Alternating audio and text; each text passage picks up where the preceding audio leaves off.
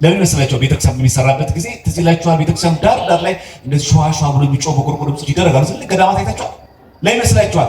የማይቋረጥ የመላእክት ምስጋና በቤተ መቅደስ እንደለማስብ አይታችሁ። በተለይ እዚህ ቤተክርስቲያን የነበሩ እኔ መሪጌታ ነበርኩኝ፣ እኔ ቄስ ነበርኩኝ፣ እኔ ዲያቆን ነበርኩ የሚሉ ሰዎች የቤተክርስቲያን ስርዓት እንኳን ቢያነብ እንኳን እንደዛ ይሉ ነበር። እንደው ጋርዶብን ነው እንጂ አሁን እየቀረ ይመስለኛል። ድሮ መስሪያ ቤት ምናምን ሲገባ የኃላፊው በራናት ላይ ደንበኛ ንጉስ ነው ይላል። እግዚአብሔር ምንድን ነው? እግዚአብሔር ምንድን ነው? ንጉስ ነው። ደንበኛስ ምንድን ነው? የደንበኛ ንጉስነት የእግዚአብሔር ንጉስና ወስዶ ይሄን የተቀበልነው አርበኛ በዛ ደብዳቤ ስንጽፍ ከምስጋና ጋር እያለን ጽፈው ለሚደረግልን ትብብር ከወዲሁ እናመሰግናለን የሚል ደብዳቤ ከምስጋና ጋር የምንለው ከእግዚአብሔር ለምናቀው ምስጋና እየቀነስን ነው የምናመሰግናቸው? በፍጹም።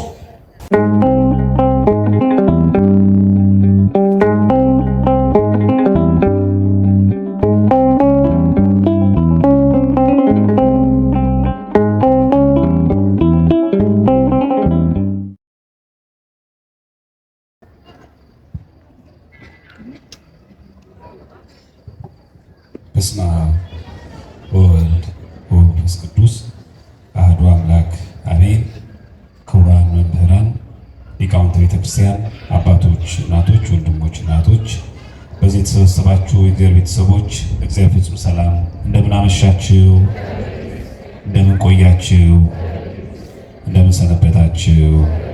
ልዑለ ባሕርይ አምላካችን እግዚአብሔር ስሙ ከአጽናፍ እስከ አጽናፍ የተመሰገነ ይሁን። እግዚአብሔር አምላክ በምህረቱና በቸርነቱ 2018ን አሳይቶ አንዱ ወር ደግሞ አስፈጽሞ አዲሱ ሁለተኛውን ወር ደግሞ እንድንጀምር ስለፈቀደልን ስሙ ከአጽናፍ እስከ አጽናፍ የተመሰገነ ይሁን። እንደ እግዚአብሔር መልካም ፈቃድ የምንማማርበት የትምህርታችን ርዕስ የሚሆነው እንደ ሐዋርያው ቅዱስ ጳውሎስ ገጸ ንባብ አንስተን በዛ የእግዚአብሔርን ቃል እንማማራለን። የትምህርታችን ርዕስ የሚሆነው ሐዋርያው ቅዱስ ጳውሎስ የተናገረውን ፊልጵስዩስ መልእክቱ ምዕራፍ 2 ቁጥር 29 ላይ እንግዲህ በሙሉ ደስታ በጌታ ተቀበሉት፣ እርሱን የሚመስሉትንም አክብሯቸው በሚል ይሆናል። እርሱ ሁላችሁም በሉ፣ እርሱን የሚመስሉትን በሉ አክብሯቸው። የሐዋርያው ቅዱስ ጳውሎስ መልእክት ወደ ፊልጵስዩስ ሰዎች ምዕራፍ 2 ቁጥር 29። አሁን በተቻለ መጠን ረጋ ብላችሁ ለመስማት ሞክሩ ክርስቲያኖች። በተቻለ መጠን ትምህርታችን ትምህርታዊ ስብከት ስለምናደርገው ከተቻለ ማስታወሻ ይያዛችሁ። ያ ማይቻል እንኳን ከሆነ ጭንጫዋና ምን አቁሙና ጭንጫውን የሚገባው እግዚአብሔር የሚመሰገኑት ታስገባላችሁ። ምስጋናው የሚቀርበው ለማን ስለሆነና እስከዛው ግን ጸጥ ብላችሁ ተቻለ መጠን ለመስማት ሞክሩ ክርስቲያኖች። ይህንን ርዕስ አድርገን የምንማማርበት ምክንያት በተለይ በዘመናችን ከዚህ ቀደምም እንደነበረው የኢትዮጵያ ኦርቶዶክስ ተዋሕዶ ቤተክርስቲያን በዶግማ በስርዓቷ እግዚአብሔርን በምልአቱ ጊዜ ታመሰግናለች። ይሄ የታወቀ ነው፣ የምናውቀው ሁላችን። ነገር ግን አንዳንድ ሰዎች በቅዱሳን ስም ቤተክርስቲያን በማነጻችን ቅዱሳንን በማክበራችን እንዲሁም በማመስገናችን ክብር ለእግዚአብሔር ብቻ ነው የሚገባው፣ ምስጋና ለእግዚአብሔር ብቻ ነው የሚገባው፣ ምስጋና ለፍጡር ማቅረብ ማለት ማምለክ ነው። ስለዚህ እናንተ ቅዱሳንን አሁን በዚህ ደብር ባሉት ታቦታት ብናስብ ደግሞ ሰማዕቱ ቅዱስ ጊዮርጊስን፣ ሰማዕቱ ቅዱስ ዮሐንስ መጥምቅን እንዲሁም ደግሞ እናታችን ቅድስት አርሴማን ታመሰግናላችሁ፣ ታከብራላችሁ። ይሄ አምልኮ ነው የሚል ጥያቄና እንደውም መጽሐፍ ቅዱስ እንደሚጻረር አድርጎ የሚናገሩ ሰዎች አሉ። ምናልባትም እርግጠኛ ነኝ የሰማችሁ ትኖራላችሁ። ወደ መልሱ ከመሄዳችን በፊት ግን እንደው የኛ ሀገሮቹ በደንብ አላወቁት ይሆናል እንጂ ሉተራውያን የሚባሉ አሉ፣ ሚስሮ ሲኖድ የሚባሉ ምናልባት ወጣቶች ካላችሁ አንብቡት። ከሉተራውያን ውስጥ አሜሪካ የሚገኙ ሚስሮ ሲኖድ የሚባሉ አሉ። ፕሮቴስታንት ናቸው። ልክ እንደኛ በስንክሳር ቅዱሳን ያከብራሉ። ይህን ታውቃለች? ኩሰኝ ያው የኛ ሀገሮቹ ወይም ስላላነበቡት ይሆናል ወይ በጥላቸው። አሁን እኛ ሀገር ብቻ ስንክሳር ያለ ይመስላል። አንድ ሁለቱን ላሳያችሁ። ለምሳሌ አሁን በእነሱ ለምሳሌ በጣም የሚገርማችሁ ኖቬምበር 30 ሐዋርያው እንድሪያስን ያከብራሉ። ሚስሮች ሲኖር የተባሉ ሉተራውያን ቸርች ናቸው፣ ፕሮቴስታንት ናቸው። ወር በገባ ሁሌ ኖቬምበር 30 ላይ እሱ ነው የሚያስቡት። ይሄ ብቻ እንዳይመስላችሁ። ሐዋርያውን ቶማስ ደግሞ ዲሴምበር 21 እንደው አላፋለፍ ያልኩ ንገራችሁ። ዮሐንስ ወንጌላዊ ዲሴምበር 27 ይሄ እያመለኩ ነው። የኢትዮጵያ ኦርቶዶክስ ቤተክርስቲያን ሲሆን ነው ጥላቻ የሚሆነው። እኛም ብዙዎቻችን በተለይም ደግሞ ወጣቶች ስልኮቻችን በእጅ ያሉ የሰንበት ተማሪዎች በተለያየ መንገድ የቤተክርስቲያን ትምህርትን በቅርበት ማግኘት የሚችሉ ሰዎች ባለማንበባችን ምክንያት እኛ ጋር ብቻ ያለ አስመስሎ ይሄንን ደግሞ የኢትዮጵያ ኦርቶዶክስ ቤተክርስቲያን በደብተራ በምን የተመላች እንዲህ ፍጡር እያመለከች እንዲህ ስንክሳር እያለች እስኪ ገብታችሁ ተመልከቱ። አሁን ብላችሁ ቃል በቃል ታገኛላችሁ። እንደውም መጽሐፍ ቅዱስ ያሉ ብቻ እንዳይመስላችሁ። እንደውም አለፍ ብዬ ላሳያችሁ። ኤፕሪል ደግሞ 25 ደግሞ ማርቆስ ወንጌላዊን ያስባሉ። የሚገርመው ነገር ደግሞ እሱ ማርቆስ ወንጌላዊን ያስባሉ። ያ ብቻ አይደለም። እኛ አሁን እንኳን የምናከብረው መስቀል በዓልን ሴፕቴምበር 14 ሆሊ ክሮስ ቅዱሱ መስቀሉ ላይ ያከብራል። ምንድነው የኛ ጥፋቱ? እኛ ስላለው ነው? በግዕዝ ስለተጻፈ ነው? በአማርኛ ስለተረጎመ ነው? መጀመሪያ ወደ መልስ ከመሄዳችን በፊት ልክ እኛ ጋር ብቻ እንዳለ እኛ ብቻ እንዲህ እንደምናስብ እንደው ኢትዮጵያ የተለየች ሌላው ዓለም ምንም ነገር የማይቀበል አስመስሎ ማቅረብ ማለት ነው። እግዚአብሔር አይነ ልቦናችሁን ያብራላቸው። ወደ ጉዳያችን ንግባና እንደው አሁን እኛ የቤተክርስቲያን መድረክ ስለሆነ መማር ያለብን የቤተክርስቲያን ትምህርት ስለሆነ ለንጽጽር ያክል ነው ያነሳውላችሁ። አዎ በቤተክርስቲያናችንም ትላንትም ዛሬ እግዚአብሔር አምላክ ሁሉ ጊዜ ይመሰገናል። ኪዳን በአማርኛ ሲነበብ የሰማችሁ ሰዎች ካላችሁ ይሄ ቃል ትዝ ይላችኋል። እንዴ የሚል ቃል ሳናቋርጥ አርምሞ ጽርዓት በሌለበት ቃል ሊቃነ መላእክት ለሚያመሰግኑ ለአንተ ከምስጋና የሚበልጥ ምስጋና እናቀርባለን። ምን ሳንል ለሚለው ሳናቋርጥ። ልብ በሉ ክርስቲያኖች፣ እግዚአብሔርን እኛ ጠዋት ተነስተን እንኳን እንቅልፍ ይዞ ብንቀር ኪዳን ሁሉ ጊዜ በጊዜ እንደሚበልጥ ታውቃላችሁ። በአማርኛ ሲተረጎም ስለምንሰማው ነው። በግዕዝ ግን አባቶቻችን ካህናት ሳናቋርጥ እኮ ነው የሚለው። አለማቋረጥ ብቻ እኮ አይደለም፣ አርምሞ ማለት ዝምታ በሌለበት። በዛ ደግሞ ጽርዓት ማለት መሰልቸት። በጣም ይገርማል እኮ ራሱ ንግግራቸው አባቶቻችን ራሱ በጣም ግሩም ነው። አርምሞ ማለት ዝምታ ማለት አንተን ስናመሰግን እንደው በቃ ይበዛበታል እያልን እየቆጠብን እንደው በአፋችን ትንሽ ያንቀሳቀስ ነው አይደለም፣ በዝምታ አይደለም። በዛይ ደግሞ መሰልቸት የለበት። ወይ በዛበት ሁሌ እያመሰገነው ሳንል በማን በሊቃነ መላእክት ምስጋና አንተ እናመሰግናለን። አሁን ልል ብላችሁ እግዚአብሔር አመስግኖች ቤተክርስቲያን ማለት ነው። አሁን በየጊዜው የሚባለው ነው አሁን እየነገርኳችሁ ያለሁት። እኛ ቤት እግዚአብሔር የሚመሰገነው ሳናቋርጥ፣ ያውም በማን ሊቃነ መላእክት በሚያመሰግኑት ምስጋና። እንደውም ይላል መሰላችሁ ኪዳኑ በግዕዙ ወይን አርፍ ለዝሉፍ እኮ ነው የሚለው። አንተ ስናመሰግን አናርፍም። አይገርም? እኛ ቤተክርስቲያን አንተ ስናመሰግን እግዚአብሔር አናርፍም፣ መሰልቸትም የለብንም፣ ዝምም አንልም። እየቆነጠርን ለምናመሰግን አንተ ስናመሰግን አናቋርጥም። ለምን መስላችሁ? ቤተክርስቲያን የሚሰራበት ጊዜ ትዝ ይላችኋል። ቤተክርስቲያን ዳር ላይ እንደዚህ ሸዋሸዋ ብሎ የሚጮህ በቆርቆሮ ድምፅ ይደረጋል። ስለዚህ ገዳማት አይታችኋል። ለምን መስላችኋል? የማይቋረጥ የመላእክት ምስጋና በቤተ መቅደስ እንደለማስብ አይታችሁ። የእግዚአብሔር ምስጋና አይቋረጥማ። እኛ ደክሞን ኪዳን አድርሰን ሄድን፣ ከሰዓት ቅዳሴ አስቀደስን፣ ከዛ ደግሞ ማህሌትን ቢኖረን እንደውም ምህላም ደግሞ ጉባኤ ቢኖረን እኛ እንደክማለን። በቤተ መቅደስ ግን የእግዚአብሔር ምስጋና አይቋረጥም። እንደዚህ ሸዋሸዋ ብሎ ንፋሱ ሲያንቀሳቅሱ እንደምትሰሙት ድምፅ የእግዚአብሔር ምስጋና ሳይቋረጥ እኛ ቤት ይቀርባል። በእግዚአብሔር ምስጋና የምንደረደርልን በተለይ እዚህ ቤተክርስቲያን የነበሩ እኔ መሪጌታ ነበርኩኝ፣ እኔ ቄስ ነበርኩኝ፣ እኔ ዲያቆን ነበርኩኝ የሚሉ ሰዎች የቤተክርስቲያን ስርዓት እንኳን ቢያነቡ እንኳን እንደዛ ይሉ ነበር። ሳናቋርጥ ነው እግዚአብሔር ስናመሰግን ምንም አይነት መቋረጥም የለበት። ምክንያቱም ቀኑም ጊዜውም የማን ነው? የእግዚአብሔር። አናቋርጥ። ምስጋና የምናቀርበው ለእግዚአብሔር ነው። ምስጋና የሚቀርበው ለእግዚአብሔር ነው። እንዴ የዘወትር ጸሎታችንስ ለአብ ምስጋና ይገባል፣ ለወልድ ምስጋና ይገባል፣ ለመንፈስ ቅዱስ ምስጋና አንልም? የለም የዘወትር ጸሎት ለማን ምስጋና ይገባል ነው የሚለው? ለአብ ምስጋና ይገባል፣ ለወልድ ምስጋና ይገባል። ከስንቀበልን የምንቀበለው እውነት ነው። ለአብ ምስጋና ይገባል፣ ለወልድ ምስጋና ይገባል፣ ለመንፈስ ቅዱስ ምስጋና ይገባል። ማህሌት አላያችሁ? ማህሌት ወረቡ ከወረቡ በኋላ መሪጌቶች ካህናት አባቶቻችን ማህሌታውያን ዘማሪያን ከዘመሩ በኋላ ወረቡ ቀረ በኋላ ምን ይደረጋል? ዕጣን እየታጠነ ስብሐት ወክብር ለስሉስ ቅዱስ ይደመር ማለት ነው። ለአብ ለወልድ ለመንፈስ ቅዱስ ምስጋና ይገባል። ከዛ ምን ያልኛ ይደሎም ለአብ ወልድ ለመንፈስ ቅዱስ እውነት ነው። ለአብ ለመንፈስ ምስጋና ይገባል። አሁን ለምላችሁ እግዚአብሔር አመስግኑ። የምናመሰግነው ማንን ነው?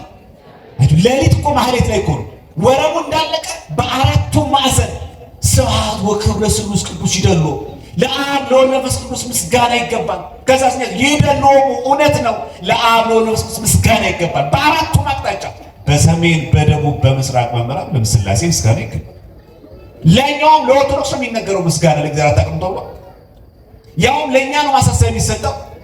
የኛ እኮ የዕለት ተዕለት እኮ ምስጋናችን እኮ ነው።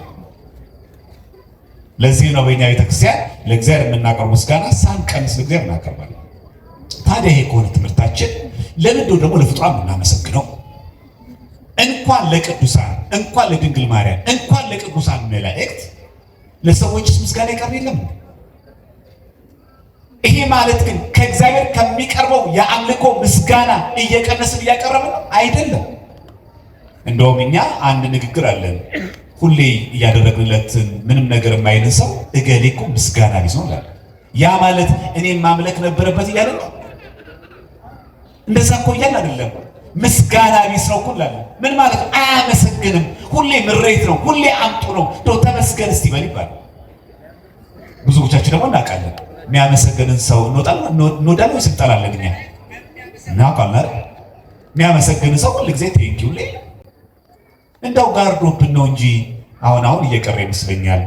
ድሮ መስሪያ ቤት ምናምን ሲገባ የኃላፊው በራናት ላይ ደንበኛ ንጉስ ነው ይላል። እግዚአብሔር ምንድን ነው?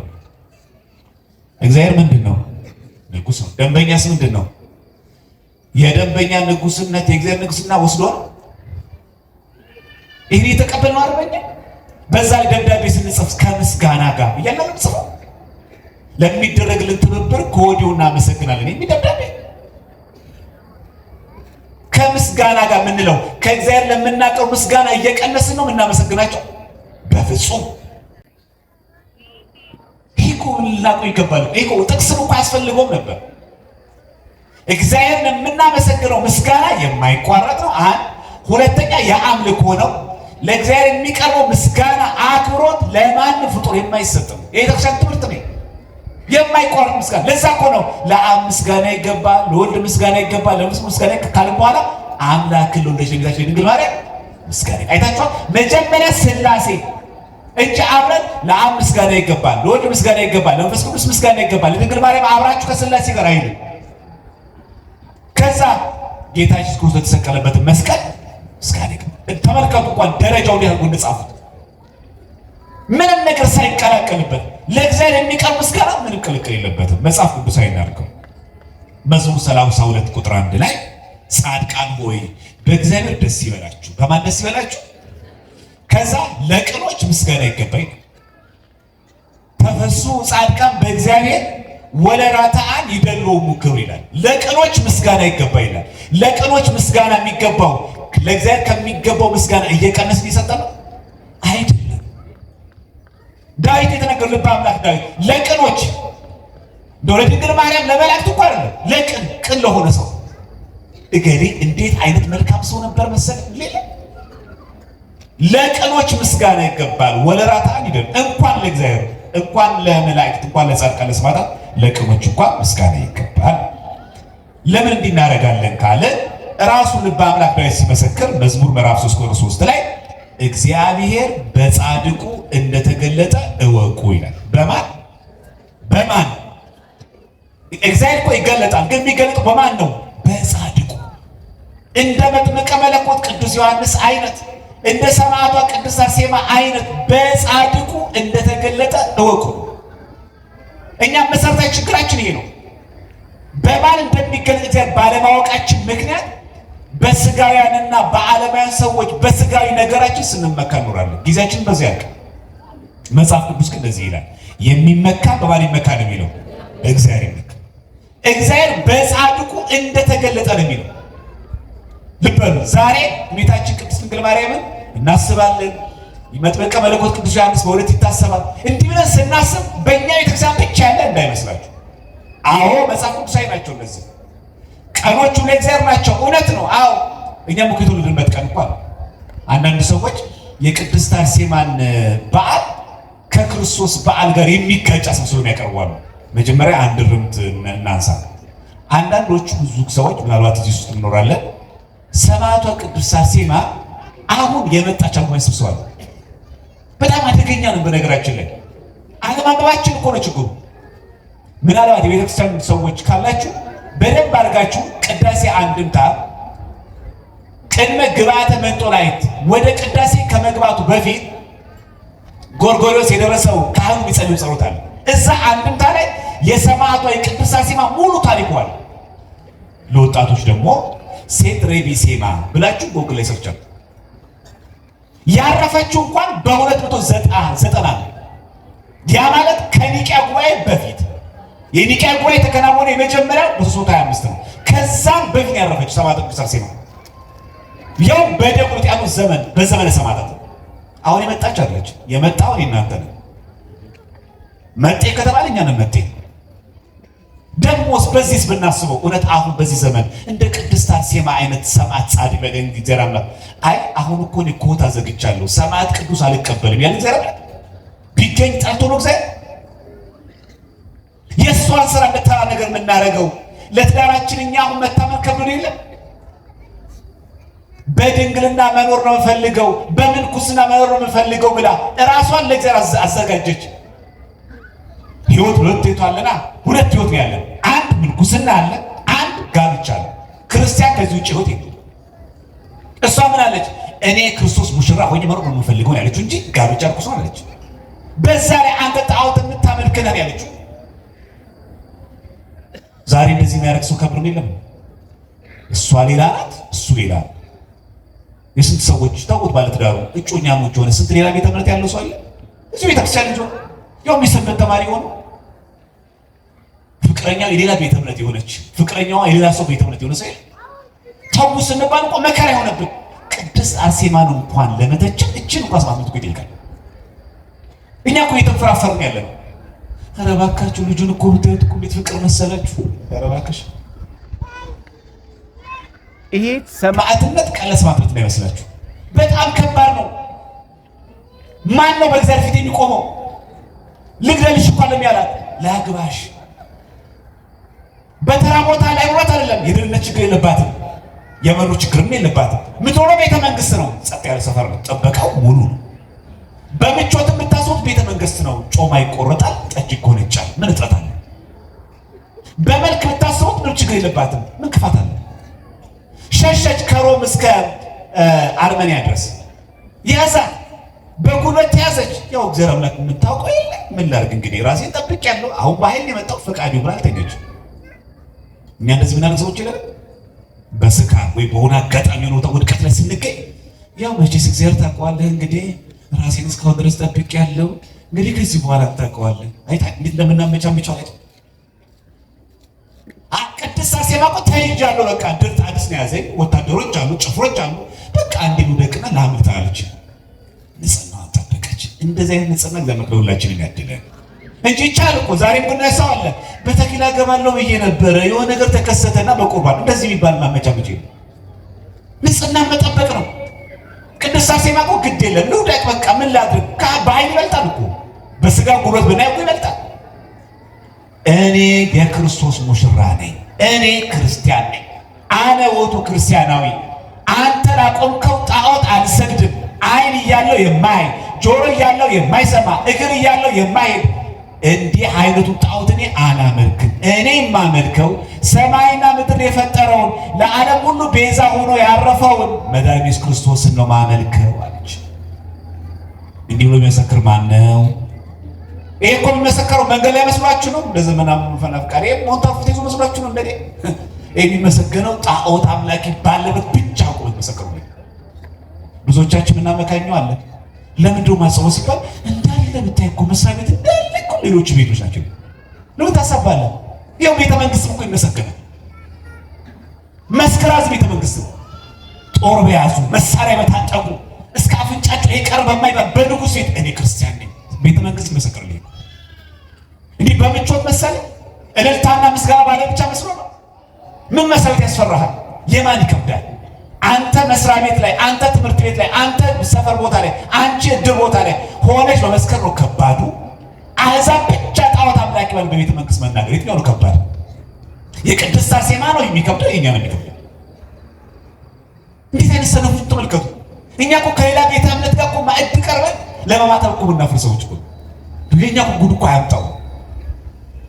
ስራ ለመቀጠር ቀን ከሌት እዚህ ቤተ ክርስቲያን ማንወጣ ስናለቅስ የነበረው ሰዎች ኧረ እባክህ ተብሎ ኪዳን ደርሶ ሰው ጋር ወደ ቤት ሲል አልሄድም ብለን እያለቀስ የነበሩ ሰዎች በተቀጠሩ በወርቁ በዚህ ቤተ ክርስቲያን ስናልፍ እኮ እንዲህ ብለን ነው የምናልፈው። የቀዳይ ሰዓት ሁለት ለምንተኛ ሰዎች ነን እኮ አስመሳዮች። የጥቅም ጊዜ ብቻ የምትፈልገው እግዚአብሔር ቅድስት አርሴማን ለመተቸት እሷ ደረጃ ለመገኘት ሲሞላለት ማን ይመጣል? ብዙዎቻችን እንቅልፍ ማለት እንዴ ኪዳን ላይ እኮ የምንመጣው ሰዓታት ላይ እኮ የምንመጣው ጉባኤ እኮ እንደምንገኘው ሰይጣን ስናጣ ነው። ሲሞላለት እኮ የሚመጣ እኮ በጣት የሚቆጠር ሰው ነው። በጣም በጣት የሚቆጠር ጥቅማችን ሲሞላ እኮ ዞር ላናየው እግዚአብሔር አላያችሁም? ስለት እንኳን ሲነገር ቤተክርስቲያን ውስጥ ያልወሰድኳት ሐኪም ቤት የለም፣ ያልወሰድኩት ቦታ የለም። መጨረሻ ወደ ውጭ ሀገር ይፈል ጻፉልኝ። ከዛ ወደ ገበያ ተሆና መጣሁት። እቺ መጨረሻው ምርጫ እግዚአብሔር የውጭ ሀገሩ እኮ ብር ቢሆን ኖሮ እኮ አናየውም። እግዚአብሔር እኮ ቢሞላልን ኖሮ ብር ቢሆን ኖሮ እኮ ቢሳካልን እኮ እግዚአብሔር እኮ ትዝ አይለንም እኮ። በእኛ ቤተክርስቲያን ሕክምና አይወገዝም እኮ አያት አይደል? ግን እግዚአብሔር አምላክ የመጀመሪያ ምርጫ ነው የሚመስለው የመጨረሻ ምርጫ ነው ያለበት። የመጀመሪያ ይሄ ነው ጉዳይ እንጂ ሐኪም ቤት አይወገዝም በእኛ ቤተክርስቲያን። ምክንያቱም ሐኪሞች የሚያክሙት ማመሰጣቸው ኃይል ነው እግዚአብሔር የሚሰጠው ጥበብ የሚሰጠው ማስተዋል የሚሰጠው እግዚአብሔር አይወገዝም በእኛ ቤተክርስቲያን። ግን እኛ እግዚአብሔር ጋር የምንመጣው ነገሮቹን ሁሉ አገላብጠን መጨረሻ እድል ስናጣ እግዚአብሔር የመጨረሻ ምርጫችን ብዙዎቻችን ነው። ምን ያክል እንኳን ማስተዋላችን እንኳን እንደከበደ ተመልከቱ። በምቾት ላለመኖር ደግሞ እኮ ተራውነት መሰራችሁ ቅድስት አርሴማ በምን ቤት የምትታማለች? ዛሬ ቆነጃጅት የት ነው ያላችሁት? ዛሬ ሸበላ የሚባለው እንዴት ነው ያለው? ቤተክርስቲያን ወይስ ጭፈራ ቦታ? በጉልምስና ወራት ማንን አስብ ነው የሚለው ታይገስ። ብዙዎቻችን እንደዚህ ነን። ይሄን መልክ ይዘህ ዘማሪ ናት የሚል ሰው አለ። ይሄን መልክ ይዞ ዘማሪ ነው አገልጋይ ነው የሚባል ሰው እና ታዲያ ይሄን መልክ ለማን ይሰጣል? በበርዝዴያችን መጨፈር ነበረብን እንደኛ? እድሜ የሰጠው ማን ነው? መመስገን ያለበት ማን ነው? ሰይጣን እንደሚቀጥል ነው አይቀጥልም እኮ። እኛ ግን እንዴት ፓሪ እንደምናዘጋጅ እንዴት እንደምንጨፍር እንዴት እንደምንደንስ የሰጠው እግዚአብሔር የሚመሰገነው ሰይጣን ግን እግዚአብሔር ግን ደግ ነው። በእኔ በሰጠሁት ነው እንደዚህ የምትመጻደቅ ብለው ቆርጦ ያደረገ። እኛ ብንሆን ኖሮ ሰጪዎቹ ትዕግስታችን እዚች ጋር ያለችው ልክ ልኩን እነግራለሁ አለ ነገር መመስገን የሚገባው እግዚአብሔር ነው። እስቲ ዛሬ ልደቴ ነው ስመጸውት ብሏል ምናምን ልክ እስቲ ዛሬ ልደቴ ነው ንስሐ ገብቼ ስጋው ደግሞ ልቀበል ምናምን አንልም። ከዘመን ዘመን የሚያሸጋግረው ማን ነው? እግዚአብሔር። ይህን ለምደ ማናምነው ክርስቲያኖች አሁን ለንግግር ብቻ እንድናወራው ለአማርኛው ለስብከቱ ጣዕም ብቻ አይደለም መቼኛ ወደ ተግባር እንሸጋገረው። ይህ 2018 እኮ ተጀመረ። አሁን 11 ወር ነው የቀረን ታውቃላችሁ። ከ4 ወር በኋላ ገና ነው፣ ከዛ ጥምቀት ነው፣ ከዛ የዓመቱ ግማሽ አለቀ ታውቃላችሁ። ከዛ እኮ 19 ነው ግማሹ ዓመቱ ጨረሰው ነው። እንዴት ነው እድሜያችን እየሄደ ያለው ክርስቲያኖች? አምናም ኃጢአት ዘንድሮም ኃጢአት፣ አምናም ዘፈን ዘንድሮም ዘፈን። መቼ ነው እኛ ንስሐ የምንገባው? መቼ ነው የምንወድቀው? መቼ ነው ከሰማዕቷ ሕይወት ተምረን እኔም ለክርስቶስ እሞትለታለሁ ሰውነቴን መቅደስ ሰውነቴን የሞተልኝን በዋጋ የተገዛልኝ ይህንን ሰውነት ለኃጢአት ለዝሙት አላውልም የምንለው መቼ ነው ቆራጥ የምንሆነው? መቼ ነው ለሱ ከሱ ጋር ተጣብቀን እኖራለሁ የምንለው? አንዴ መንፈሳዊ ያደርገናል፣ አንዴ ዓለማዊ ያደርገናል። የሆነ ጊዜ ሌላ አስቀዳሽ ነው ያደርገን፣ የሆነ ጊዜ ሌላ ዓለማዊ ነው ያደርገን። ወጣ ገባ እኮ ነው ሕይወታችን። ለእግዚአብሔር እኮ አንመችም።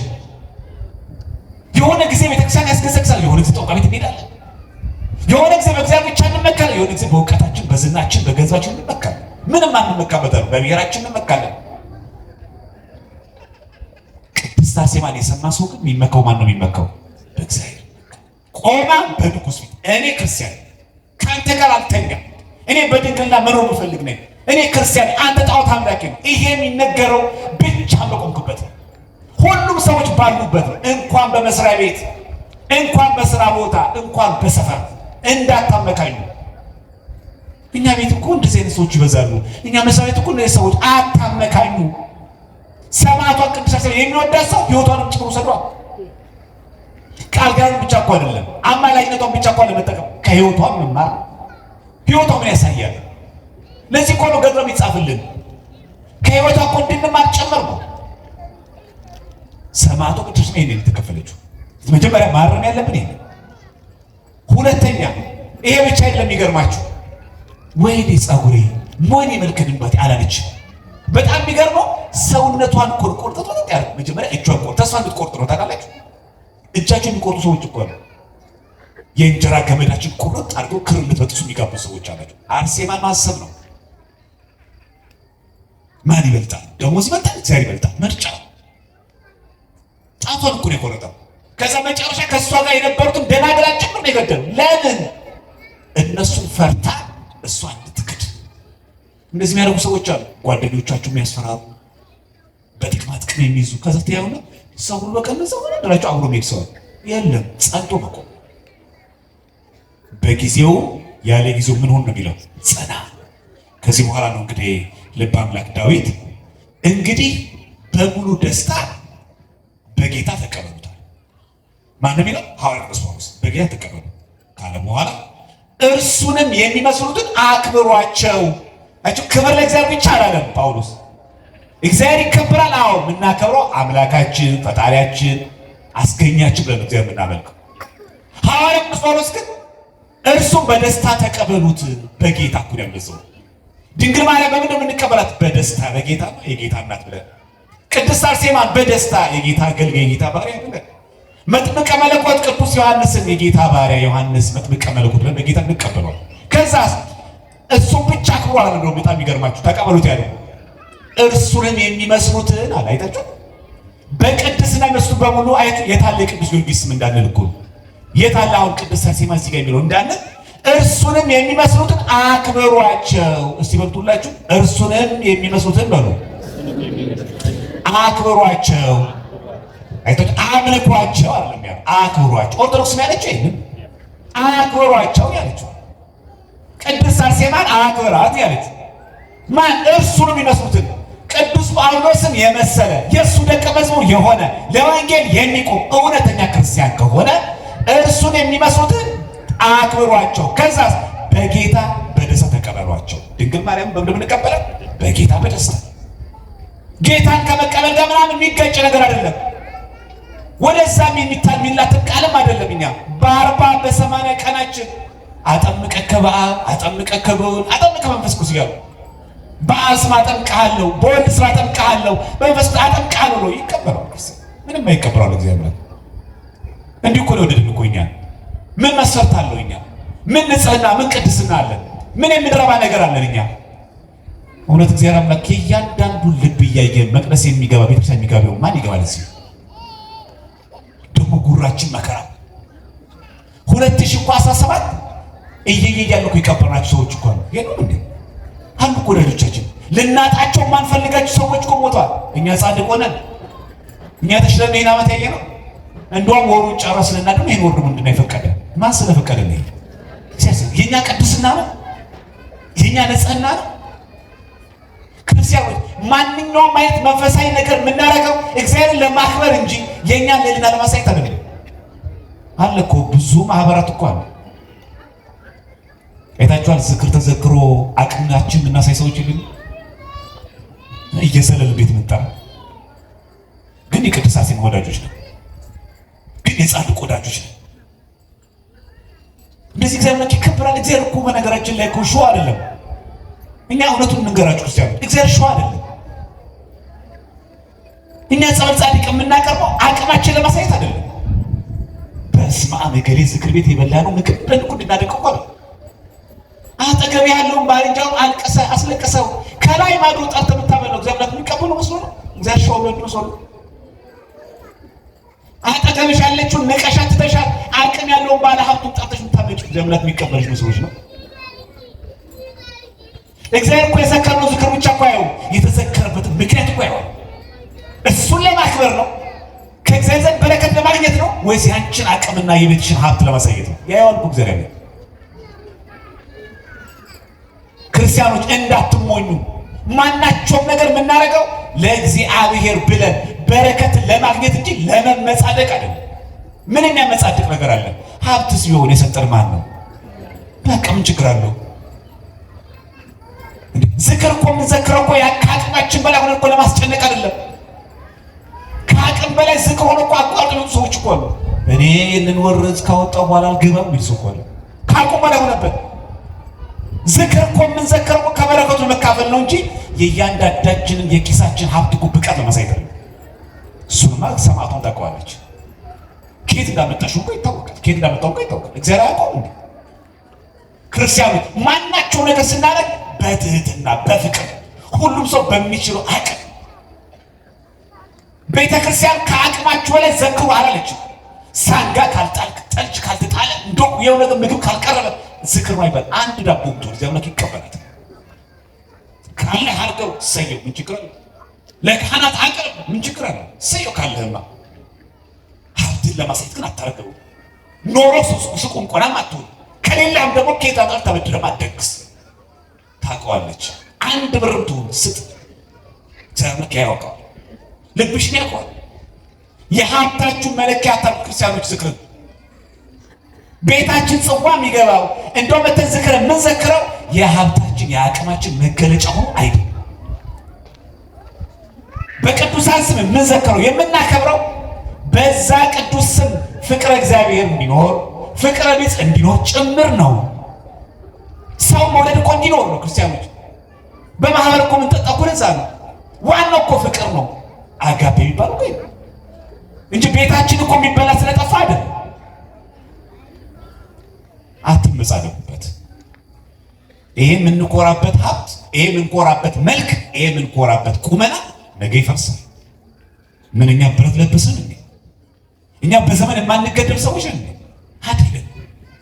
ሐዋርያው ክርስቶስ ያለው እርሱንም የሚመስሉትም ያለው በብሔር አይደለም ያለው፣ በቁመት አይደለም ያለው፣ በቅድስና እርሱ መስሉትን አክብሯቸው። መመሪያን የሰጠው ብታከብሯቸው ጥሩ አይደለም ያለው ጳውሎስ ፊልጵስዩስ 2:29 ያለው ቃል ያነበብኩ ያለሁት እርሱንም የሚመስሉትን አክብሯቸው ነው ያለው ጳውሎስ። ክብር ለእግዚአብሔር ብቻ ነው የሚሰጠው፣ ለፍጡር እንዳታከብሩ አላለ። ያ ጳውሎስ የላከውን አይነት ደቀ መዝሙር ይመስል ሁሉ ማክበር ግን እግዚአብሔር ከማክበር ጋር አይጋጭም። ስለዚህ ለቅዱሳን የምንሰጠው ክብር ለእግዚአብሔር ከምንሰጠው ክብር ጋር አይጋጭም። ይሄን በደንብ ማወቅ አለብን። ኧረ ይሄ ብቻ አይደለም። የጴጥሮስ ደግሞ ንግግር ደግሞ ግሩም ነው። አንደኛ ጴጥሮስ ምዕራፍ 2 ቁጥር 17 ላይ ሁሉን አክብሩ ይላል። ማን አክብሩ? ሁሉን አክብሩ ካለ በኋላ ወንድሞችን ውደዱ፣ እግዚአብሔርን ፍሩ፣ ንጉሥን ደግሞ አክብሯል። ማን አክብሩ? ጥያቄ አለ። እግዚአብሔርን ፍሩ፣ ንጉሥን ደግሞ አክብሩ። መጽሐፍ ቅዱስ እኮ የሚናገር ነው። ሁሉን አክብሩ ይላል። እንኳን ቅዱስ አርሴማ፣ እንኳን መጥምቀ መለኮት ቅዱስ ዮሐንስ፣ እንኳን ጻድቃን ሰማዕታት ሁሉን አክብሩ። አንቺ እሷን አክብሪያት። እዚህ ገብቶ ሕፃናት አክብሯቸው፣ አምልኳቸው አለ። አንደኛ ጴጥሮስ ምዕራፍ 2 ቁጥር 17 ላይ ያለቃል። ሁሉን አክብሩ ካለ በኋላ ወንድሞችን ውደዱ አለ። ወንድም ወደ ብቻ በቂ አይደለም። እግዚአብሔርን ፍሩ፣ ከዛ ንጉሥን ደግሞ አክብሩ፣ መሪን ደግሞ አክብሩ። ይሄ ማለት አምልኮ አይደለም። ከየትኛው መጽሐፍ ቅዱስ ክፍል ላይ ታዲያ ክብር ለእግዚአብሔር ብቻ የሚል ምስጋና ለእግዚአብሔር ብቻ የሚል ጋር ታዲያ በሌለ ነገር። ለዛ ነው ከግል ከራስ ፈጠራ ከራስ ምልከታ እንዲህ ሊሆን ይችላል በማለት እንደውም አንዳንዴ ደግሞ ለእግዚአብሔር ተቆረቆረ መስሎ ጸረ እግዚአብሔር መሆን። እሱ እንኳን እንደዛ ያለን ቃሉ የሚናገረው ሁሉን አክብሩ ካለ በኋላ ወንድሞችን ደግሞ ውደዱ፣ በጌታ ተቀበሉት ይላል። እንደውም አንድ ምሳሌ ልንገራችሁ። ህዳር 22 ምን ይከበራል? ህዳር 22 የጤና ባለሙያዎች ካላችሁ ምን ይከበራል? የኤችአይቪ ቀን። በጣም የሚገርመው ጥቁር ጓው ተደርጎ ጧፍ እየበራ ትውልድ ይዳን በእኛ ይልቃል። ኤችአይቪ ምን ጀብዱ ሰርቶ ነው? ኤችአይቪ ቀን ወጥቶለት ምን ሰርቶ? ጻድቅ ነው? እሺ ተው ታጠብ ይሁን ይሰማናል። ለአንተ ብለህ እኮ ለጀብድ ለሰራኸው የታባቱ የህዝብ ስራ ከፈከፍከው ብለን ነው ሻማ ምናምን ጧፍ ማብራት ማምለካችን ነው። ይሄን የሚያደርግ ፕሮቴስታንት ሌላ ቤተ እምነት የለም። እኛ ብቻ ነው ጧፍ የሚያበራው። እግዚአብሔር ማስተዋል ሁላችን ያደረገ ለእቻ ቢበረ እንደው አንድ ቀን ወደዚህ ቀን ስታረጓ ደግሞ ህዳር ያለው ቤታችን አመት ይከረባል። የምታወፍረን የቤታችንን በዓል እየተቃወመ የሚያከሰውን የቻይ በዓልን የማይቀበል ትውልድ ነው።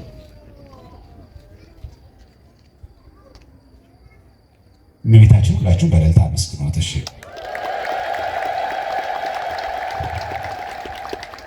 ተጋርዶ አይታችሁ ምን ያክል ንጽጽር እንኳን እንደከበደ። አሁን ኤችአይቪ ቫይረስ እቀሙት ምን ይከበረታል? እንደው ደግሞ የሚከብድ ደግሞ አለ። ኤፕሪል ዘፉ የውሸት ቀን የለም። ኧረ እባካችሁ ሰምታችሁ አታውቁ? ደግ ህዝብ ነው ቦል የውሸት ቀን የለም። ውሸት ምን ቀን ይከበርለታል? እንደውም ጭራሽ አንዳንዱ ውሸትማ ልብ ስንጥቅ የሚያደርግ ግን አፕሪል ዘፉ የለም። ይሄ እሺ፣ በካምፓስ ደግሞ የእብዶች ቀን የለም። የምን ቀን? እግዚአብሔር ጤነኛ ያድርገን። እንግዲህ መቼም ግን የጤነኞች ቀን የሚከበረው የእብዶች ቀን አለሽ፣ የሴቶች ቀን አለ። እንደው እንደ ሴቶች ቀን እንኳን ቢያስቧት ድንግል ማርያም እንዴት ይቃወማታል? እንደው ከሴቶች እንደ አንዱ እንኳን ቢቆጥሯል። እንደው መጽሐፍ ቅዱስ የሚለው እንኳን አንቺ ከሴቶች ተለይተሽ እንደው እንደ ሴት እንደው እንኳን ቢቆጥር እንዴት ይቃወማታል? የእናቶች ቀን እየተከበረ አሁን ለዚህ ጥቅስ መጥቀስ ነበረብን በእውነት። ፋዘር ዴይ እየተከበረ ማዘር ዴይ እየተከበረ ክሬዚ ዴይ እየተከበረ የውሸት ቀን እየተከበረ ኧረ ከዛም አልፎ የአህዮች ቀን ውሸት ነው አለ እኮ የአህዮች ቀን እኮ እነማን ናቸው እንዳትሉኝ እሺ። እግዚአብሔር አምላክ ለሁላችን ማስተዋል ጥበብን ያድለን። እግዚአብሔር ማስተዋል ያድለን። አሁን እዚህ ጋር ስቀን እንደው ዝም ብለን እንድናልፍ አይደለም እነግራችሁ ክርስቲያኖች፣ አለማስተዋላችን እንድትገነዘቡ ብቻ ነው። እንደው አሁን ከጥቅሱ ባሻገር እንደው እጃችን ላይ ያለውን ነገር እኮ ብናገናዝበው ለማለት ያክል ምን እየተደረገ ነው ዓለም ላይ ምን እየተከናወነ? እግዚአብሔር ስራው በጣም ግሩም ድንቅ ነው። በቅዱሳን ተአምር ያደርጋል። ትልቁ ችግር በግዕዝ ሲጻፍ በአማርኛ ሲጻፍ እንደው የሆነ ደብተራ የሆነ ሰው የጻፈ አድርጎ አስመስሎ በማቅረብ እኛም ማደነቁሩ ነው እንጂ ዲሴምበር 2004 ያ ማለት የዛሬ 20 ዓመት ነው። አይ የዛሬ 22 ዓመት ዲሴምበር 2004 በውጮች ሶሪያ ላይ አንድ ተአምር ተደረገ። አንድ ከሳውዲ አረቢያ የመጣ ሰው ከሚስቱ ጋር ይህ ሙስሊም ወደ ሶሪያ ሀገር ይመጣል። ለምን? ለጉብኝት። የምን ሀገር ነው አልኳችሁ? የሳውዲ አረቢያ ሰው የሚመጣው ወደ ሶሪያ ለጉብኝት እና ልክ እንደኛ አሁን ቱር የሚያስደርጉ ሰዎች አሉ፣ አስጎብኞች። ሲያስጎብኞቹ እነሱ ያዩታል። ከዛ አስጎብኚው ያስጎበኘው ብዙ የሶሪያ ከተሞች ካሳየው ያ የሳውዲ አረቢያ ሰው መሆናችሁ ነው ባልና ሚስት። እኔ በማቀርበው መዝናናት እንደው በማሳያችሁ ከተሞችና ጥንታዊ ቦታዎች አልተደሰታችሁም አላቸው። ኧረ አይደለም እኛ ላይ ስላጣ። በጣም የሚገርማችሁ ያ ሰው ተጨማሪ ሚስቶችን ማግባት እየቻለ ያቺ ሚስቱን ስለሚወዳት ሊሳውት ብዙ ዓመት ቆየ። መጨረሻ ላይ ያ የሚያስጎበኛቸው ሰው ይለዋል፣ እኔ እዚህ ሶሪያ ላይ ጼዴንያ ቤተክርስቲያን አለ፣ ገብታችሁ ተመልከቱት። ዘሚራክል ኢን ሲሪያ ብላችሁ ወጣቶች ዲሴምበር 2004 ተከናወነ ታምር። የዛሬ 22 ዓመት እድሜያችሁ ከ22 ዓመት በላይ የሆኑ ሰዎች ያላችሁበት እድሜ ማለት ይሄ ሰው ሶሪያ መጣ። ሰውየው ነገረው፣ እኔ ሰምቻለሁ፣ ሂድና እስቲ ጼዴንያ ቤተክርስቲያን ተሳለም። ሄዶ ጼዴንያ ቤተክርስቲያን ሶሪያ ላይ ተሳለም። እመቤቴ ማርያም ሆይ እኔ ሙስሊም ነኝ፣ ልጅ ከሰጠሽ እመጣለሁ፣ ለአንቺ ለስለቱ $20,000 ለቤተ ክርስቲያኑ ደግሞ $80,000 እሰጣለሁ። ይሄ በሶሪያ ዌብሳይት ላይ አለላችሁ። ገብታችሁ ቤት እንግሊዝኛ የምታነቡ ሰዎች ገብታችሁ ተመልከቱ። ሚራክል ኢን ሲሪያ ብላችሁ ዲሴምበር 2004 ብላችሁ ጻፉ ይወጣላችሁ። ይሄ ሰው የሳውዲ አረቢያ ሰው ግዴላችሁ ደብተር አይደለም የጻፈው፣ ኢትዮጵያዊም አይደለም ግድ የለም። ጸሐፊው ኢትዮጵያ አይደለም፣ ተአምሮ የተደረገለት ኢትዮጵያ አይደለም፣ አስጎብኚው ኢትዮጵያ አይደለም፣ ተአምሮ የተከናወነበትም ሀገርም ኢትዮጵያ አይደለም። መጣ ተሳለ። አይገርማችሁም? በአመቱ ይሄ ልጅ ወለደ። ሰው ስለቱ ተፈጸመለት። ለዛ ላስጎበኘው ሰው ነገረው። አንተ በጣም ባለውለታዬ ነህ፣ አስጎብኜ ብቻ አይደለህም ባለውለታዬ ነህ። ልጅ አጥቼ መንገሬን ላንተ ሳሳውቅ ሄደ ጽድሚያ ተሳላልከኝ፣ ጽድሚያ ማርያም ተሳልኩኝ። እዛም ሞናስትሪ እዛ ገዳም ላይ በመሳሌ ይኸው በአመቱ ጎንዳ አቀፍኩኝ። እናም ስለቴን ላስገባ አሁን ቲኬት ቆርጫለሁ ከሳውዲ አረቢያ ወደ ሶሪያ $20,000 ለቤተክርስቲያን፣ $80,000 ደግሞ ለቤተክርስቲያኑ ሊያስገባ ማሰሪያ። ልክ የሰማያ አስጎብኚው ሌላ ቤተ እምነት አሕዛብ ስለሆነ ወውስ $20,000 እና $80,000 $100,000። ስለዚህ በብር በካሽ ነው የምታመጣው? አዎ በካሽ። እንደዛ ከሆነ 3 ጓደኞችን ጠራና ይሄ ሰው ልክ ከፕሌን ሲወርድ ልክ እንደኛ ሀገር አሁን ከፕሌን ሲወርዱ ራይዶች አሉ የሚወስዱ አሳፍረን ይዘነው ገድለነው ብሩን ወሰደው። ያስጎብ የነገረው ሰውዬ እኮ ሚስቱ አራስ ናት ተይታለች። እሱ ተነስቶ ከሳውዲ አረቢያ ሶሪ ጠበቁት። 3 ሰዎች ናቸው። ደህና እንዴት ነህ? እንኳን ደስ አለህ ግባ መኪና ውስጥ ብሎ ሶምሳናዊት ብር እንዲያዛዩ ራቅ አድርገው ወደዛ ሄደው ሰውየው ቁርጥርጥ አድርገው አንገቱ፣ እጁን፣ እግሩ ቁርጥርጥ አድርገው ከተቱት። ስታነቡት እዛ ጽሑፍ ላይ ከተት ኢንቱ ፒስስ ነው የሚለው። ሰውነቱን ከተፍተፍ፣ እጁ አልቀረ፣ እግሩ አልቀረ፣ አንገቱ አልቀረ፣ በቦርሳ ከተው የሆነ ዴዘርት በረሃ ላይ ወርወረው ብሩ ለመውሰድ ነው። እሱ የደወለለት ባለውለታዬ ነህና አድርሰኝ ብሎት ባለፈው ሲመጣ ስላስጎበኘ። በዚህ ላይ እየሄደ እያለ ልክ እንደኛው ፈጣን መንገድ ሃይዌይ ላይ ሲደርስ መኪናዋ ትቆማለች። ሰውየው ከታትፎ ምናምን ነገር ከኋላ ከተውታል። መኪናዋ ከኋላ ውስጥ መኪናዋ አልንቀሳቀስም አለች። ብትባል የሆነ ሰው ይመጣና ድንገት ሲያልፍ ምን ሆናችሁ ነው? አይ ምንም ሂድ ችግር የለም ይሉት። ሳይከስር ከመኪናዋ ስር ደም ጠብ ነው። ተጠራጠረም፣ ለፖሊስ ደወለ። ፖሊስ መጣ። የኋላው የመኪናው ሲከፈት ያ ተከታትፎ አንገቱ እጁ ተቆርጦ እግሩ ተቆርጦ የነበረው ሰውዬ አንገቱ ተቀጥሎ እጁ ተቀጥሎ እግሩ ተቀጥሎ ቀጥ ብሎ ቆሟል።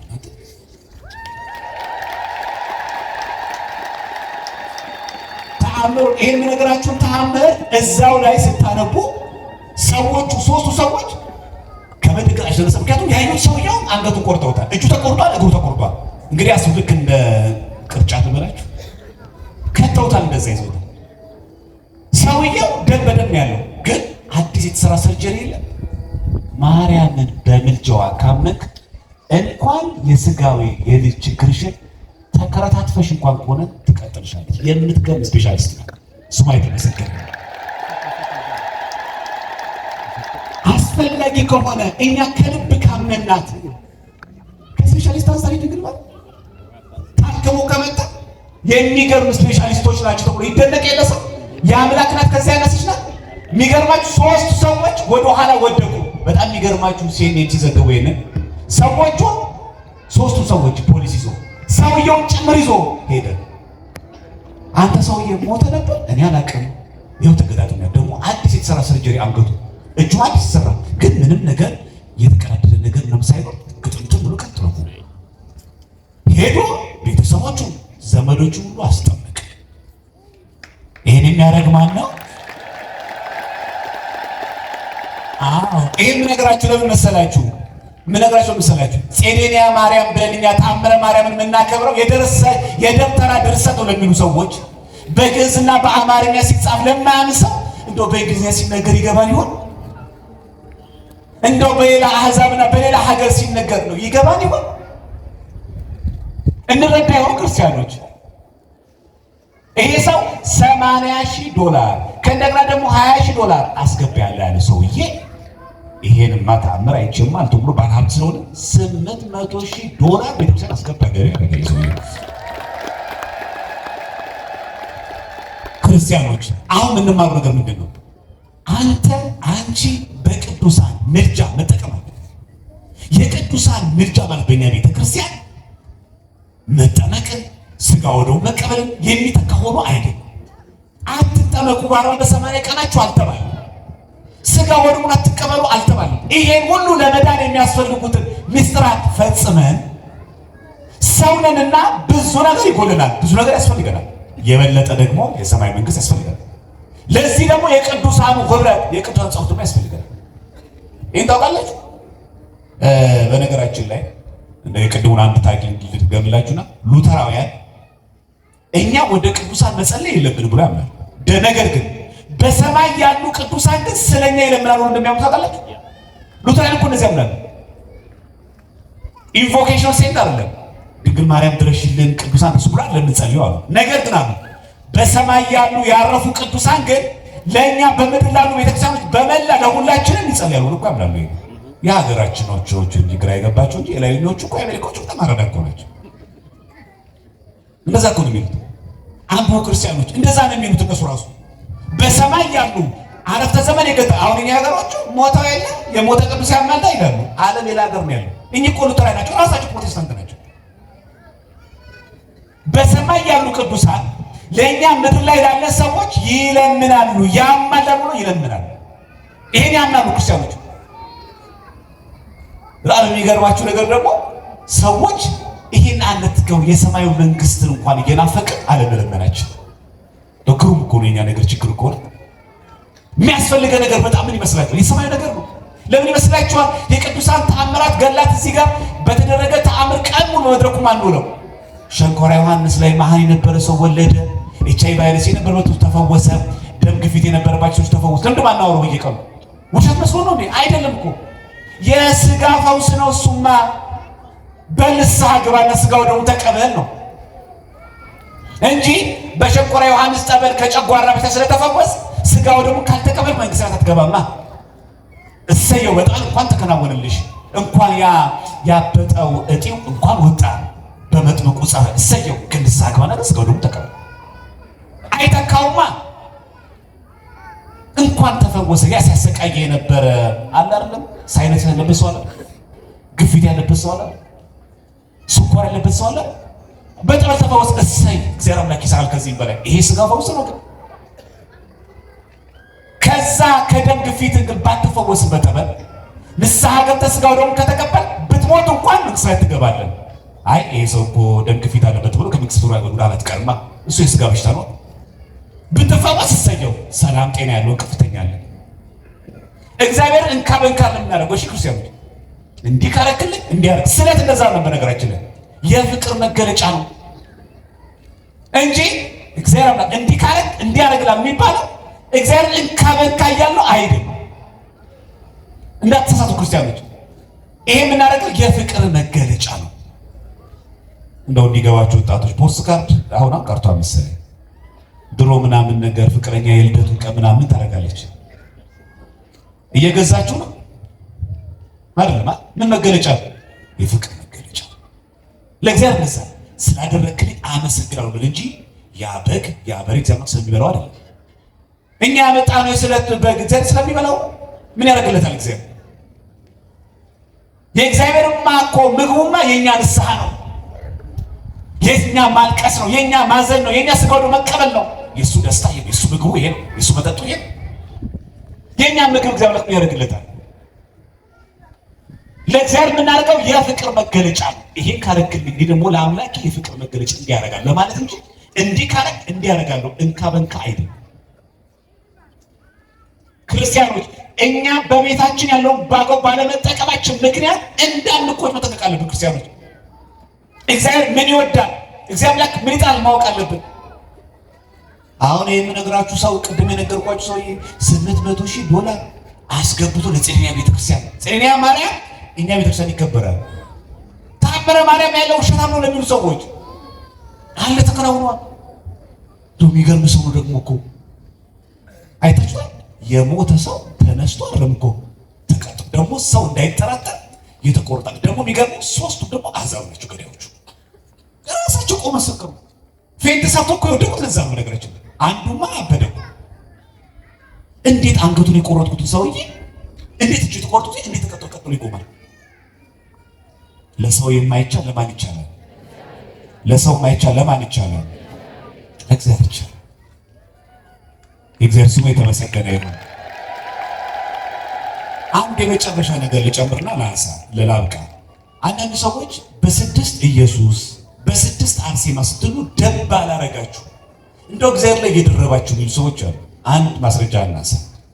ጌታችን ኢየሱስ ክርስቶስ የተወለደው መቼ ነው? ይሄም ጠፋባችሁ። መቼ የተወለደው? ታኅሳስ 29። በጣም የሚገርማችሁ ታኅሳስ 29 ከሙሴ ቀጥሎ ሕዝበ እስራኤልን የመራው ወገኑ ከኤፍሬም ወገን ነገድ የሆነ ኢያሱ የተወለደው ራሱ ታኅሳስ 29 የሚገርማችሁ። ኢያሱ መጽሐፍ ቅዱስ ያለ ሰው ከሙሴ ቀጥሎ ሕዝበ እስራኤልን የመራ ነው። ኢያሱ የተወለደው ታኅሳስ 29 ነው። ጌታችን የተወለደው ታኅሳስ 29 ነው። ይሄ ብቻ ነው የሚገርማችሁ። ኢያሱ ማለት መድኃኒት ማለት ነው። ኢየሱስ ማለትስ መድኃኒት ማለት ነው። አሁን ይሄን ገጭብ ነው። አይ ኢያሱ ምን አለ እንደው ጌታ ከተወለደበት አንድ ቀን ቀደም ወይ አለፈ ብትወለድ እንደው ተጋጨብና ኢያሱ ፍጡር ነው፣ ክርስቶስ ወዳጅ ነው። ኢያሱ መድኃኒት የሚባል የሥጋ ነው፣ ክርስቶስ ግን መድኃኒተ ሥጋ ወነፍስ ነው። ምን ያጋጨዋል? እዚህ ውስጥ አሁን ለምሳሌ ታኅሳስ 29 ልጅ ቢወልድ የሚጠላ ሰው አለ? ወይ ልጅ ታኅሳስ 29 የተወለደብኝ ከጌታዬ ጋር እንዴት ላክብረው ተጋጨብኝ እኮ ቢል ሰው ለራስ ሲቆርሱ ያሳብሶ ነው ብን ነው እንጂ ማንም የሚጋጭበት ታድለህ እኮ የሚባለው። የፋሲካ ቀን ልጅ ቢወልድ እሰይ ታድላ የሚባለው እንደው በልጅቷ ስም ፋሲካ ምን ዋሻ እንዴት እንደጻር እንወስዷለን። ምንድነው ክፋቱ? እንጂማ እያንዳንዱን ቀን ክርስቶስ ደባል ላይ ከተሆነ እኛ ሁላችን ደባለን ማለት ነው። እያንዳንዱ ተወለደችበት ቀን አስቡት እስቲ። ሁሉም የተወለደበት ቀን ያስብ። እግዚአብሔር የማይመሰገንበት ቀን ታዲያ አንተ ራስህ ደባል ሆንክበት እኮ። አንተ ልደትህን ስታከብር የተወለድክበት ቀን ስታከብረው እግዚአብሔር አምላክ ደባል ሆንክበት እያለ በፍጹም ማለት ነው። እና እንደው የሚጋጭ አድርጎ ይስዋል። በነገራችን ላይ ጥር 6 ግዘት እናስባለን ኢየሱስ ክርስቶስ። ጥር 6 በነገራችን ላይ ነቢዩ ኤልያስ ያደረገው ራሱ ጥር 6፣ ጻድቁ ኖህ ያረፈው ጥር 6፣ ባስልዮስ ዘቂሳርያ ያረፈው ራሱ ጥር 6 ነው። በነገራችን ላይ ባስልዮስ ዘቂሳርያ ሊጦንም አለ። ባስልዮስ ዘቂሳርያ በእኛ በኦሪየንታል ኦርቶዶክስ ቤተክርስቲያን፣ በምስራቅ ኦርቶዶክሶች፣ በአንግሊካን ቸርቾች እና በሉተራውያን ቅዱስ የሚባል ነበር። ባስልዮስ ዘቂሳርያ ያረፈው ራሱ ጥር 6 ነው። አንዳንድ ሰዎች ራሱ የሚቃወሙትን ራሱ ነው ያሉት። ጥር 6 ራሱ ያረፈው ባስልዮስ ዘቂሳርያ ጥር 6 ነው። ጌታችን በተገረዘበት በ6 ደባል ተብሎ እግዚአብሔር አምላክ ላይ የሚጋጭ ምንም ነገር የለም። ምስጋናው አይቋረጥበትም። ተመልከቱ፣ የትኛው ቤተክርስቲያን ጉላት ላይ የማን መስቀል ያለ? ኢየሱስ መስቀል በገባ ቁጥር የሰማዕታት ቅዱሳን ስማኮ ቤተክርስቲያን አናት ላይ ብታዩት የክርስቶስ ጉልላቱ የቀራንዮ መስቀሉ ደግሞ የክርስቶስ መስቀል መስቀሉ ነው።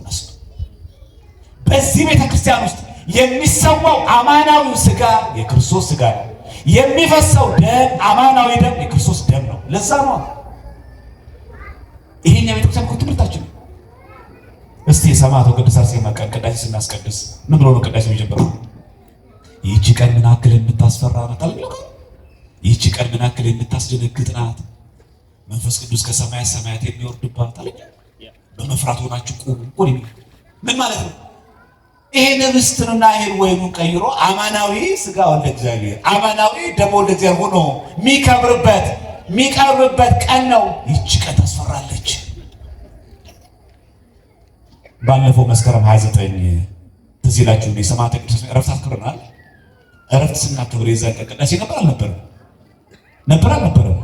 ነበር እንጂ አይ ዛሬ ሰማዕቷ ቅድስት አርሴማ ስለሆነች አማላጅነቷ ይበቃችኋል፣ በስሟ ከዘከራችሁ ይበቃችኋል እና በሰላም ግቡ። ቅዳሴው ይቅር ተባላችሁ? የለም። ቅድስት አርሴማን የምትወዳት ከሆነ ቤተክርስቲያን በዕለቱ ተገኝና ስጋው ደሙ ተቀበል። ቅድስት አርሴማ የምትወደው በዕለቷ ንስሐ ገብቶ ስጋው ደሙ የሚቀበል ነው። የጌታውን ስጋው ደሙ የሚቀበል ቅድስት አርሴማ ትወዳለች። በሉ የአርሴማ ወዳጆች ስጋው ደሙ ተቀበሉ። ወስብሐት ለእግዚአብሔር።